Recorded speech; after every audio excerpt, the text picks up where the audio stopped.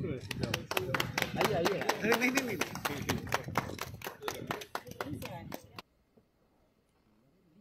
प्रदेश के वित्त और संसदीय कार्य विभाग के मंत्री श्री सुरेश कुमार खन्ना जी, प्रदेश के मुख्य सचिव श्री दुर्गाशंकर मिश्र जी, प्रमुख सचिव गृह श्री संजय प्रसाद जी, पुलिस महानिदेशक श्री प्रशांत कुमार जी, महानिदेशक साइबर क्राइम श्री सुभाष चंद्र जी, अपर पुलिस महानिदेशक डॉक्टर एन रविंद्रन जी, प्रदेश के सभी हमारे वरिष्ठ पुलिस अधिकारीगण, प्रदेश के सभी 75 जनपदों में आयोजित होने वाले अलग अलग थाना क्षेत्रों में या जनपद स्तर पर के कार्यक्रम में उपस्थित सभी माननीय जनप्रतिनिधिगण, प्रदेश सरकार के हमारे मंत्रीगण, उपस्थित हमारे बहनों और भाइयों, एक साथ प्रदेश को गृह विभाग के द्वारा, जिसमें जनता को भी, पुलिस कार्मिकों को भी एक साथ जोड़ने का कार्य हो रहा है। 2000 करोड़ रुपए से अधिक की इन परियोजनाओं के लिए मैं सबसे पहले उत्तर प्रदेश पुलिस को हृदय से बधाई देता हूं। प्रदेश में हर जनपद में एक साइबर थाने की स्थापना का कार्य का शुभारंभ हो रहा है। इसके लिए प्रदेशवासियों को हृदय से मैं बधाई देता हूं। थानों के इंफ्रास्ट्रक्चर को बदल करके नई कार्य संस्कृति को डेवलप करने का जो कार्य 2017 से प्रारंभ हुआ था, इसके लिए भी यूपी पुलिस के अपने सभी कार्मिकों को हृदय से बधाई। थाना क्षेत्र में पुलिस बैरक और हॉस्टल के निर्माण के लिए भी कुछ का लोकार्पण हो रहा है, कुछ का शिलान्यास हो रहा है। कुछ नए थाने लोकार्पित हो रहे हैं, कुछ के शिलान्यास हो रहे हैं। पुलिस लाइन के शिलान्यास का कार्यक्रम भी हो रहा है। पीएसी नई वाहिनियों के शिलान्यास के कार्यक्रम भी हो रहे हैं और स्पेशल सिक्योरिटी फोर्स एसएसएफ की नई वाहिनियों के गठन की शिलान्यास के कार्यक्रम भी हो रहे हैं। इन सब को लेकर के एक नए भारत का नया यूपी है, तो नए यूपी की आधुनिक पुलिस के लिए भी मैं प्रदेशवासियों को और उत्तर प्रदेश पुलिस बल को भी हृदय से बधाई देते हुए अपनी शुभकामनाएं देता हूं।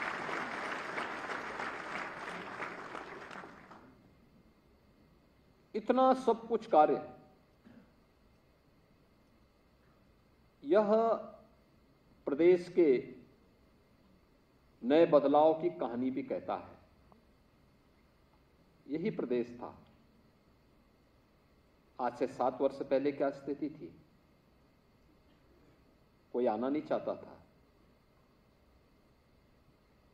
कोई यूपी की तरफ देख के नहीं आता था और यूपी के जवानों की, नौजवानों की स्थिति भी ये थी कि वह यूपी के बाहर जाकर के अपनी पहचान को छुपाने के लिए मजबूर होता था।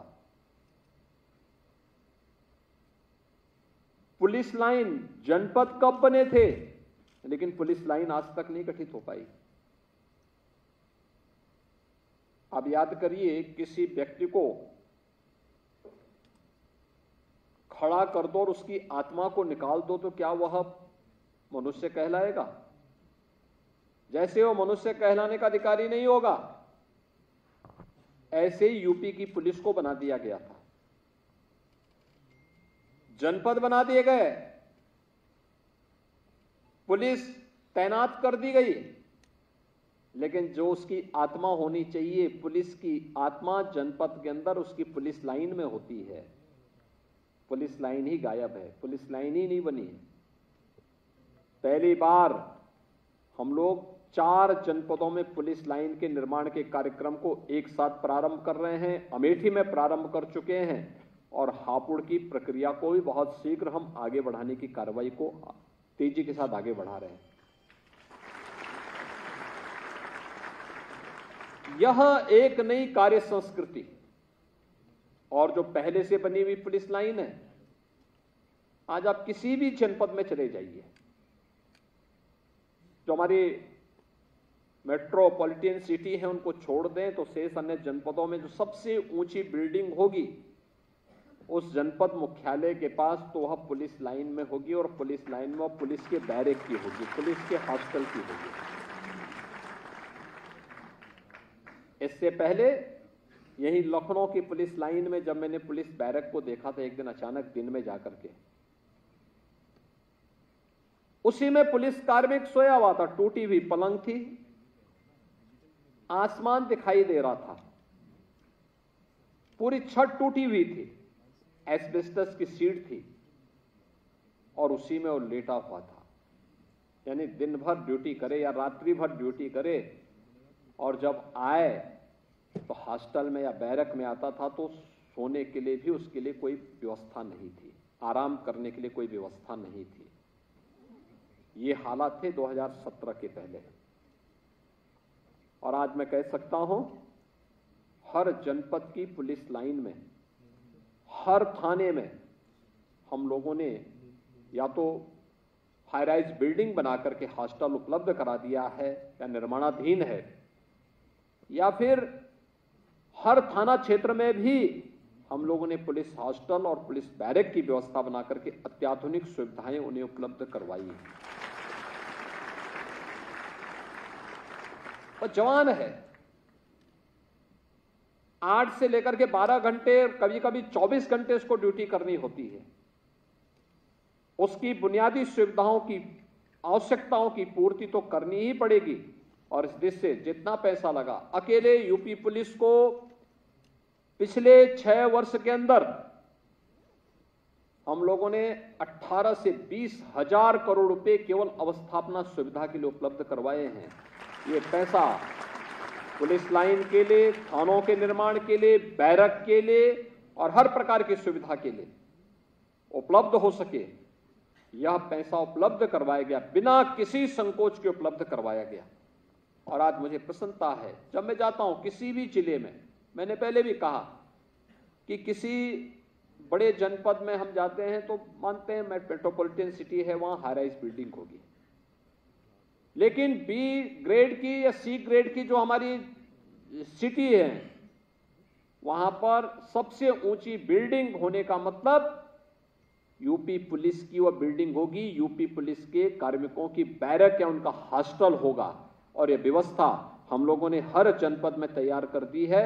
अब यूपी पुलिस भी कह सकती है कि दुनिया के पास, दुनिया के प्रदेश, देश के अंदर और दुनिया के अंदर सबसे अच्छा इंफ्रास्ट्रक्चर हमारे पास है, हम सबको देने की सामर्थ्य रखते हैं। हमारे सामने चैलेंज था, एक कर्फ्यू ग्रस्त प्रदेश को, इस दंगा ग्रस्त प्रदेश को, माफियाओं से पूरी तरह त्रस्त प्रदेश को, जहां पे न व्यापारी सुरक्षित थी न बेटी सुरक्षित थी, जिस प्रदेश में हर दूसरे तीसरे दिन एक दंगा होता था, महीनों महीनों तक कर्फ्यू लगा रहता था, उस प्रदेश को में कोई आना नहीं चाहता था। कहां से नौकरी आएगी, कहां से विकास होगा? आबादी में देश का नंबर 1 प्रदेश, लेकिन अर्थव्यवस्था में 6, 7वें नंबर पर भी हमारी गिनती नहीं होती थी। हर एक सेक्टर में पीछा, देश के अंदर, देश के विकास में ब्रेकर के रूप में वो यूपी को माना जाता था। स्थिति क्या थी? यूपी का नौजवान यूपी के बाहर जाता था और उस समय नाम सुनते ही लोग उसको वहां से बाहर कर देते थे, पहचान छुपाने के लिए मजबूर होता था। आज मैं कह सकता हूं कि यूपी का नौजवान देश के अंदर कहीं भी जाएगा, उसको पहचान छुपाने की आवश्यकता नहीं पड़ती है। जब वो कहता है कि मैं यूपी से हूं, तो सामने वाले बैठने के चेहरे पर भी एक चमक उठती है, दिखती है कि हां, ये यूपी का है। यूपी भारत का हृदय स्थल, यूपी देश के अंदर प्रधानमंत्री मोदी जी के विजन को जमीनी धरातल पर प्रभावी ढंग से उतारने वाला राज्य और देश के अंदर सबसे अग्रणी अर्थव्यवस्था के रूप में उभरता हुआ प्रदेश, देश के अंदर सर्वाधिक पर्यटकों को अपनी ओर सुरक्षित आकर्षित करने वाला प्रदेश, देश के अंदर सबसे अधिक आर्थिक प्रगति के साथ बढ़ता हुआ प्रदेश, सबसे अधिक निवेश लाने वाला प्रदेश और सबसे अधिक निवेश को जमीनी धरातल पर उतारने वाला प्रदेश आज यूपी बन चुका है। इसमें यूपी पुलिस की बड़ी भूमिका रही, यूपी के इस परसेप्शन को सुधारने के लिए और यूपी के उस प्रदेश के परसेप्शन को सुधारने के लिए यूपी पुलिस ने बड़ी भूमिका का निर्वहन किया। सचमुच हम मानते हैं पुलिस के खिलाफ लोगों के मुंह से पहले शब्द निकलते हैं। कारण है क्योंकि जो फर्स्ट रिस्पॉन्ड होगा उसके पास शिकायतें आएंगी, शिकायत के समाधान के लिए मैकेनिज्म अच्छे बुरे दोनों हो सकते हैं, लेकिन स्वाभाविक रूप से जिसके पास व्यक्ति पहले जाएगा उससे शिकायत भी होगी। इस दौरान काफी कुछ किया गया। हम लोगों ने 1,60,000 से अधिक तो पुलिस कार्मिकों की ही भर्ती की, 1.5 लाख के आसपास पुलिस कार्मिकों को प्रमोशन भी दिया। आप याद करिए कब से प्रमोशन नहीं हो पाए थे और प्रमोशन की भी जो स्थिति पिक एंड चूज था, पसंद है तो देंगे, नहीं तो नहीं देंगे, मेरिट कहीं नहीं।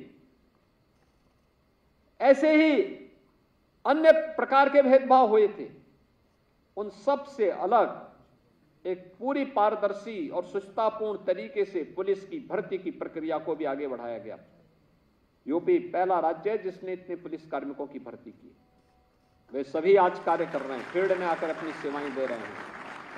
हर एक स्तर पर की गई पुलिस की भर्ती के साथ ही यह व्यवस्था भी की गई, हर जनपद से उत्तर प्रदेश के जवान उत्तर प्रदेश पुलिस में भर्ती हुए और भर्ती की इस प्रक्रिया को हम लोगों ने समयबद्ध तरीके से आगे बढ़ाने के साथ साथ इसकी ट्रेनिंग की क्षमता को भी हम लोगों ने 3 गुना किया। 1947 से पहले यानी यूपी पुलिस के गठन के पहले से लेकर के 2017 तक जितनी हमारी क्षमता थी, आज हमारे पास उससे 3 गुना क्षमता है पुलिस ट्रेनिंग की। और कुछ ही समय के अंदर हर जनपद में, हर पीएसी पाहनी के अंदर हम लोग ट्रेनिंग की एक अतिरिक्त क्षमता विकसित करेंगे। तब यूपी अपने लिए ही नहीं बल्कि देश के अंदर की अन्य राज्यों के लिए भी और पैरामिलिट्री के लिए भी ट्रेनिंग की क्षमता अपने पास तैयार करके रखेगा कि अगर किसी को ट्रेनिंग लेनी है हमारे इंफ्रास्ट्रक्चर का उपयोग करिए। ये सभी कार्य हम लोगों ने प्रदेश के अंदर किए। बहुत सारी चीजें हुई। पीएससी की 54 कंपनियां समाप्त कर दी गई थी, उनके पुनर्गठन की कार्रवाई को पूरा किया। पुलिस के अंदर एसडीआरएफ, यूपी के अंदर एसडीआरएफ की गठन किया। जोनल और रेंज स्तर पर वहां पर फॉरेंसिक लैब की स्थापना की। यूपी के अंदर अपना फॉरेंसिक इंस्टीट्यूट की भी स्थापना की जो गत वर्ष से ही कार्य करना प्रारंभ कर चुका है। और पीएससी की नई वाहिनियों के गठन के साथ साथ एसएसएफ का गठन भी यूपी ने किया है, सफलतापूर्वक किया। इस समय अयोध्या में श्री राम जन्मभूमि की सुरक्षा का दायित्व उत्तर प्रदेश एसएसएफ भी उठा रही है और वही इस कार्य को सफलतापूर्वक आगे बढ़ा रही है। एयरपोर्ट की सुरक्षा हो या मेट्रो की सुरक्षा, यह दायित्व भी यूपी पुलिस उठा रही है। ये सभी कार्य करने के साथ समय की चुनौती को हमेशा ध्यान में रखते हुए हम लोग कार्य कर रहे हैं। और आज इसी में यूपी संभवतः देश का पहला राज्य होगा आज के बाद जिसके पास अपने सभी 75 जनपदों में अपने साइबर थाने होंगे। और यूपी के सभी 75 जनपदों के 75 साइबर थानों का शुभारंभ, जिनमें 18 को हम पहले प्रारंभ कर चुके थे, शेष 57 का शुभारंभ किया जा रहा है। इसके लिए यूपी पुलिस को मैं हृदय से बधाई देता हूं। सभी 1523 थाने जो यूपी के अंदर हैं, इनमें साइबर सेल की स्थापना भी। अब कोई व्यक्ति साइबर क्राइम की चपेट में आएगा तो उसको कमिश्नरी मुख्यालय, रेंज मुख्यालय पे नहीं जाना पड़ेगा, कमिश्नरी मुख्यालय पे नहीं जाना पड़ेगा, बल्कि जहां पर जिस थाने में जाएगा वहां पर साइबर सेल होगी, उसकी विवेचना के लिए साइबर थाना होगा। ये सभी कार्य हर व्यक्ति को उसके गंतव्य में ही ये सुविधा उपलब्ध हो जाएगी, और जहां भी उसका नजदीक का केंद्र का स्टेशन होगा वहीं पे सुविधा उन्हें उपलब्ध करवाने का कार्य हम लोग कर देंगे। यह एक बड़ी उपलब्धि है और इस बड़ी उपलब्धि के लिए मैं उत्तर प्रदेश पुलिस को हृदय से बधाई देता हूं, अपनी शुभकामनाएं देता हूं। इसके अलावा पुलिस के अंदर बहुत सारे अन्य कार्य हो रहे हैं, जिनमें 21 पुलिस थाना, 2 पुलिस लाइन, 2 पीएसी महानी, 2 यूपी एसएसएफ और 33 स्थानों पर मेडिकल कक्ष के निर्माण के शिलान्यास का कार्यक्रम भी आज प्रारंभ हो रहा है। आप सोचिए, यानी पुलिस लाइन, पुलिस जनपद का गठन पता नहीं कब हो गया, लेकिन अब शिलान्यास हम कर रहे हैं। शिलान्यास आज हो रहा है। यूपी पीएसी पहले की सरकारें समाप्त कर रही, दंगा कैसे समाप्त होता है? जब दंगाइयों को ये लोग अपने गले का हार बनाएंगे। आज क्योंकि दंगों के लिए काल है यूपी पुलिस, दंगाइयों का काल है, यानी कह सकते हैं कि उनके लिए यमराज बनकर के टूट पड़ती है यूपी पीएसी, और उसको ही ये लोग समाप्त कर देते थे, यानी पीएसी को ही समाप्त कर दिया। 54 कंपनियां समाप्त की गई। मुझे प्रसन्नता है आज उन्हें यूपी के अंदर फिर से गठन करने के साथ साथ नई वाहिनियों का गठन का कार्य भी संपन्न हो रहा है। पीएसी की नई वाहिनियां गठित होंगी। स्पेशल सिक्योरिटी फोर्स का भी हम गठन करने जा रहे हैं और उसके भी शिलान्यास का कार्य हो रहा है। साथ साथ पुलिस थानों में मेडिकल कक्ष के निर्माण की कार्रवाई को भी हम लोगों ने आगे बढ़ाया है।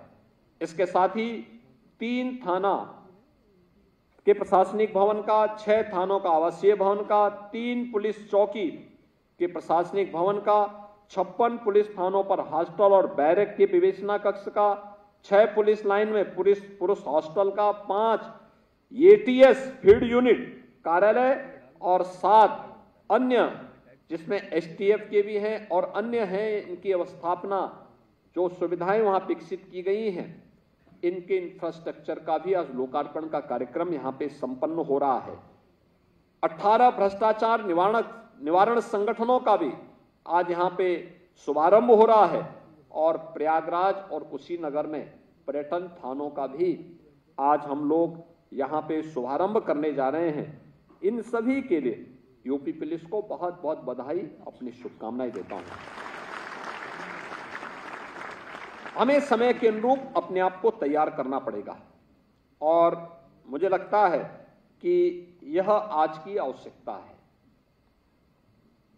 देखिए, अगर हम थोड़ी भी ईमानदारी के साथ प्रयास करते हैं, अपराध किसी भी प्रकार का होगा, हमें लोकतंत्र में डायलॉग को पहले महत्व देना होगा। डायलॉग, जिसके बारे में वित्त मंत्री ने भी आपके सामने अपनी बात कही। अगर हम संवाद का उपयोग कर रहे हैं तो कॉमन मैन से जुड़ी हुई समस्या का समाधान हो जाता है। ये जो साइबर थाने बनाए जा रहे हैं, ये कॉमन मैन को यही सुविधा उपलब्ध कराने के लिए, जिस भी थाने में जाएंगे वहां साइबर हेल्प डेस्क उनकी मदद के लिए तैयार होगा। जैसे महिलाओं के लिए हम लोगों ने पिंक बूथ बनाए हैं, हर थाने में एक महिला कक्ष भी आरक्षित किया है। जो महिला जाएगी उसकी समस्या का समाधान उसी थाने में होगा, महिला पुलिस कार्मिक वहां मौजूद होगी। जैसे महिला बीट पुलिस अधिकारी की तैनाती हर बीट स्तर पर महिलाओं के साथ संवाद बनाने के लिए किया गया है, ऐसी कॉमन मैन की समस्या के समाधान करने के लिए भी एक डायलॉग को हमें आगे बढ़ाना पड़ेगा। लोकतंत्र की सबसे बड़ी ताकत है और इस डायलॉग के माध्यम से हम बड़ी से बड़ी समस्या का समाधान कर सकते हैं और उस डायलॉग को आगे बढ़ाने की दिशा में एक नया प्रयास हमारा प्रारंभ होना ही चाहिए। हम सभ्य समाज में रहते हैं, हमारी जीरो टॉलरेंस समाज विरोधी, राष्ट्र विरोधी तत्वों के लिए पेशेवर माफिया और अपराधियों के प्रति होनी चाहिए। कॉमन मैन के लिए हमें उतना ही संवेदनशील और त्वरित न्याय देने के लिए अपने आप को तैयार करना होगा, और इस दिशा में जो प्रयास हुए हैं उसी का परिणाम है। आज प्रदेश के अंदर प्रदेश की एक नई छवि बनी है। इस नई छवि का परिणाम क्या है? जिस यूपी में पहले निवेश नहीं आता था, आज जिसको कहते हैं ना कि छप्पड़ फाड़ करके यहां पर मां लक्ष्मी का आशीर्वाद बरस रहा है। 40 लाख करोड़ रुपए के निवेश के प्रस्ताव यूपी में आए, 40 लाख करोड़, जिसमें से अभी 10,24,000 करोड़ का हमने प्रधानमंत्री जी से शिलान्यास कराया एक ही दिन में। आप सोचिए, 10,24,000 करोड़ रुपए के निवेश के प्रस्ताव जमीनी धरातल पर उतरे हैं। इससे 35 लाख नौजवानों को सीधे सीधे नौकरी मिलेगी। याद करिए, पहले नौकरी मिलती नहीं थी, भाई भतीजेवाद की भेड़ चढ़ जाती थी, और अब नौकरी इतनी आएंगी कि यूपी के नौजवान ही नहीं बल्कि देश का नौजवान भी यहां आकर के नौकरी प्राप्त करेगा और उत्तर प्रदेश के विकास में अपना योगदान देगा। पहले यूपी में कोई भय के मारे नहीं आता था। गत वर्ष अकेले यूपी में 33 करोड़ टूरिस्ट आया था, और इस बार बढ़ करके जिस प्रकार की स्थिति है, मैं एक महीने का देख रहा था, ये अकेले अयोध्या में, अकेले अयोध्या धाम में एक महीने में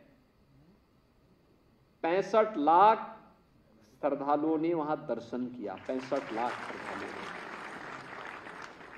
ये चीजें क्या दिखाती हैं? जब हम अवसर दे, 65 लाख केवल श्रद्धालु नहीं है। वहां पे आ रहा था कि मंदिर में इतना चढ़ावा हुआ है, मंदिर में ठीक है 25 करोड़ का चढ़ावा आया है, और ये केवल एक अभी राम जन्मभूमि की हम बात कर रहे हैं। हनुमानगढ़ी का अलग है, कनक भवन का अलग है, अलग अलग आश्रमों का अलग होगा। लेकिन इससे भी ज्यादा वहां बिजनेस बढ़ा है। आप जिस भी व्यापारी से वहां पूछेंगे, किसी का 25 गुना, किसी का 50 गुना, किसी का 60 गुना, किसी का 100 गुना बिजनेस बढ़ा है। होटल, रेस्टोरेंट, टैक्सी, छोटे व्यापारी, अन्य तमाम प्रकार की सुविधाएं वहां विकसित हुई हैं। इसमें भी हजारों लोगों को नए रोजगार मिले हैं, नए अवसर मिले हैं। मुझे याद है जब अयोध्या में इंफ्रास्ट्रक्चर के लिए हम जमीन ले रहे थे, विरोध शुरू हुआ था, राजनीति शुरू हुई थी, और आज जहां जमीन लेके हमने 4 लेन बना ली है, फुटपाथ भी दे दिया है, आज वहां पे जो लोग और पहले विरोध करते, अब कहते हैं साहब हम भी अपनी और लैंड देना चाहते थे, और भी लैंड ले लीजिए, हम देंगे। ये तो विकास का अच्छा दिख रहा है। चेंज, विश्वास, ये विश्वास है जिस विश्वास के बल पर हम लोगों ने अयोध्या को संवारा है, सजाया है, और इसमें भी प्रधानमंत्री जी की सोच थी, उनका विजन था, इसको जमीनी धरातल पर उतारा है। आज परिणाम हमारे सामने है। अयोध्या एक नई अयोध्या के रूप में सम्मान यूपी का बढ़ता है। देश भर का आएगा, यूपी में आएगा तो स्वाभाविक रूप से सिटी अयोध्या की होगी, लेकिन सम्मान तो पूरे यूपी का बढ़ रहा है। जो आ रहा है खुश होके जा रहा है कि साहब हमने दर्शन कर लिए, सुरक्षित दर्शन कर लिए। पुलिस का व्यवहार बहुत अच्छा है, पुलिस का व्यवहार अच्छा। भाई वही बात आप किसी व्यक्ति से कहते हैं, अगर गाली गलौज के साथ कहेंगे मैसेज खराब करेगा, लेकिन वही बात प्यार से आपने उसको बता दिया कि भैया इस रास्ते से चलो, ऐसे जाना है, ऐसे करना है। प्यार से भी अगर आप बोलेंगे तो यूनिफॉर्म में रह करके प्यार से अगर आपने उससे बात कर ली तो वह और भी प्रभावित होगा। अपराधी के प्रति आपका व्यवहार दूसरा हो सकता है, लेकिन एक कॉमन मैन के प्रति, एक श्रद्धालु के प्रति, बाहर से आने वाले व्यक्ति के प्रति तो अतिथि देवो भव के साथ होना ही चाहिए। और यह यूपी पुलिस ने बकायदा इसका पहले भी इस प्रकार का मैं देखता था। जब 2019 में जनवरी 19 में प्रवासी भारतीय दिवस वाराणसी में हुआ था, तब भी यूपी पुलिस के व्यवहार से हर व्यक्ति अभिभूत था। यानी उस समय लगभग 72-74 देशों से लोग आए थे वाराणसी में। उन प्रवासी भारतीयों से जब मैं बात करता था, मैंने पूछा भाई काशी में आपको कुछ परिवर्तन दिखा? एक प्रवासी भारतीय आया मेरे पास, उसने कहा साहब बाकी तो यहाँ पे प्रधानमंत्री जी का क्षेत्र है तो परिवर्तन तो दिखना ही है। सड़कें चौड़ी हो गई हैं। काशी विश्वनाथ धाम में भी अच्छा कार्य प्रारंभ हो गया है। उस समय काशी विश्वनाथ धाम बना नहीं था। गंगा जी भी पहले से साफ सुथरी दिखाई दे रही है, सिटी भी साफ सुथरी दिखाई दे रही है। लेकिन खैर प्रधानमंत्री जी का क्षेत्र है, सब चीजें दिखनी ही है। एक चीज जरूर चेंज मुझे देखने को मिला। मैंने कहा साहब पहले हम आते थे, पुलिस का व्यवहार बहुत रफ होता था, बहुत खराब होता था। इस बार तो हम देख रहे हैं कि जैसे ये पुलिस का आयोजन हो और पुलिस हमें अतिथि के रूप में आमंत्रित करके अतिथि देवो भव का उदाहरण पुलिस के व्यवहार से हमें देखने को मिला है। ये चेंज और यही परिवर्तन मुझे प्रयागराज कुंभ 19 में भी देखने को मिला। पुलिस का व्यवहार कॉमन मैन के प्रति, श्रद्धालु के प्रति बहुत ही सौहार्दपूर्ण और बहुत ही अच्छा था। कितना अच्छा मैसेज, 24 करोड़ श्रद्धालु पूरे देश भर का आया था। बहुत अच्छा मैसेज लेके गया था। ऐसे ही हमें आगे भी तैयार करना पड़ेगा अपने आप को, इसी प्रकार से तैयार करना पड़ेगा। अभी अयोध्या में भी जो लोग जा रहे हैं इस बात को कहते हैं पुलिस का व्यवहार। पहले दिन अचानक भीड़ हो गई।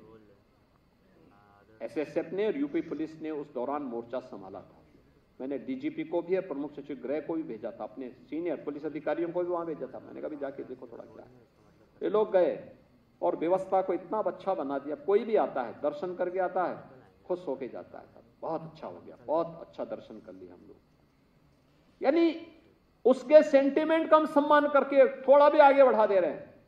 वो व्यक्ति कितना विभूत होके जाता है। देश के अंदर कहीं से भी आता है, 10 जगह जय जयकार करके जाता है कि साथ देखिए बहुत अच्छा हो गया है। आज उस दिशा में ऐसे ही कॉमन मैन के साथ हमारा व्यवहार थानों में, चौकियों में, सड़क पर चलते हुए किसी बेटी से, किसी व्यापारी के साथ हमारा व्यवहार ऐसे अगर होता है तो एक तरफ आपको संबल मिलेगा, दूसरी तरफ इस ताकत से आपको समाज विरोधी और राष्ट्र विरोधी तत्वों के खिलाफ लड़ने के लिए भी एक शक्ति प्राप्त होगी। और उस शक्ति के बल पर हम उत्तर प्रदेश को देश के अग्रणी राज्य के रूप में स्थापित करने में अपना योगदान दे पाएंगे। मैं आज के इस इंफ्रास्ट्रक्चर के लिए यूपी पुलिस को हृदय से बधाई देता हूं। इसमें पुलिस की अवस्थापना के साथ साथ साइबर थानों का गठन एक नई क्रांतिकारी परिवर्तन का द्योतक होगा। इसे निरंतर आगे बढ़ा करके हमें निष्कर्ष रिजल्ट पे पहुंचना होगा। एक औपचारिकता नहीं है, ये रिजल्ट देने का एक माध्यम है। हमें उस रिजल्ट की तरफ जाकर के कॉमन मैन की संतुष्टि का आधार हमें इसे बनाना ही होगा। इस दिशा में यूपी को और आगे बढ़ने की आवश्यकता है। यह एक नया प्रयास प्रारंभ हुआ। एटीएस के 5 एटीएस की यूनिट का शुभारंभ भी आज हो रहा है, यानी इनका इंफ्रास्ट्रक्चर तैयार हो चुका है। ये किसी भी राष्ट्र विरोधी गतिविधि पर अंकुश लगाने का एक सशक्त माध्यम है। एसटीएफ की भी कुछ यूनिट हम स्थापित करके उस कार्यक्रम को आगे बढ़ा रहे हैं। यह भी हमारे लिए बहुत बेहतरीन माध्यम है। पर्यटन थाने, पुलिस की पर्यटकों के प्रति किस प्रकार का व्यवहार और किस प्रकार की सुविधाएं होनी चाहिए, इस दिशा में भी हमें प्रयास करना चाहिए। अगर हर एक क्षेत्र अपनी अपनी जिम्मेदारियों का निर्वहन करना प्रारंभ करेगा तो मुझे नहीं लगता है कि कोई समस्या फिर हमारे सामने रह पाती है। आज के इस अवसर पर एक बार फिर से मैं उत्तर प्रदेश पुलिस को इस पूरे इंफ्रास्ट्रक्चर के लिए, इन सभी प्रकार की सुविधाओं के लिए और जिन कार्यों का लोकार्पण हुआ है, जिनका शुभारंभ हुआ है या जिनका शिलान्यास हुआ है, इनके लिए बधाई देते हुए प्रदेशवासियों को भी बधाई देता हूं। इसका लाभ अंततः प्रदेशवासियों को और प्रदेश में आने वाले हर नागरिक को प्राप्त होगा। इस विश्वास के साथ आप सबके प्रति मैं अपनी शुभकामनाएं देता हूं। धन्यवाद। जय हिंद। बहुत बहुत धन्यवाद।